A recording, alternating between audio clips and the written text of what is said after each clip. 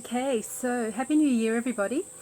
I am really looking at upping my game around finding solutions for not bringing waste and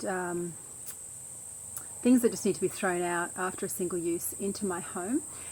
I do have a pretty strong practice already with reusable shopping bags, using jars and things instead of the usual packaging, but I reckon I can do better, and I'm going to take a challenge. I watched a show, many of you would have seen it. There's a young girl, I think she was in the States, who took on a 30-day challenge and documented how she went. So I've been inspired by that because I recently watched that again, and I'm going to take on a 30-day challenge to try and bring my waste down to zero for that month, which means inspecting everything that does come into the house and come into the studio.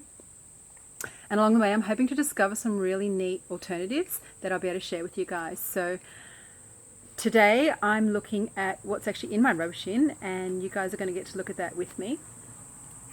And we're going to come around and check this out. Okay, so we've got chippy bag. Well, there's no solution to that except not having chippies for a month.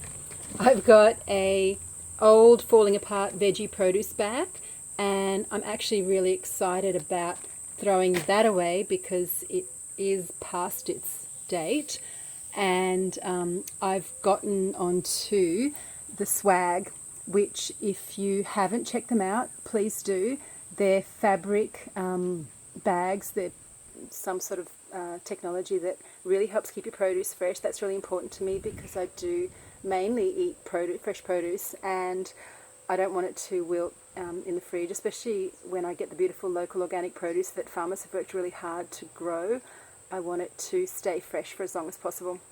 Now, the other thing I have in here is bags from my dog food, and that's probably the biggest single-use plastic that comes into the house on a week-to-week basis.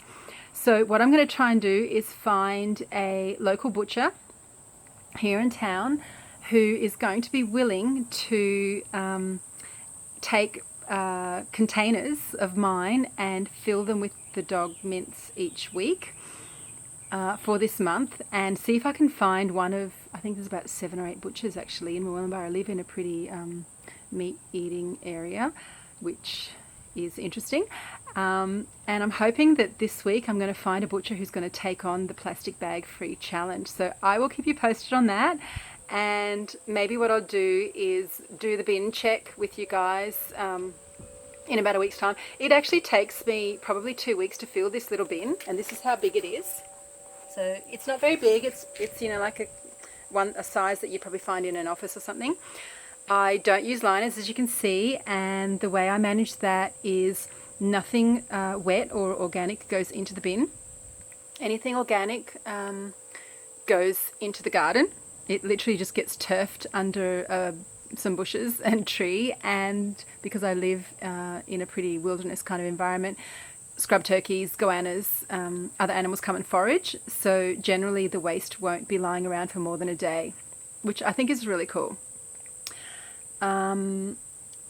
And yeah, so that's me for today, and as these different cool things start to show up, I'm going to keep posting little Vimeos for you, so please follow, and hopefully you'll find some solutions as well for some of the things that you have to deal with in your home. Bye for now.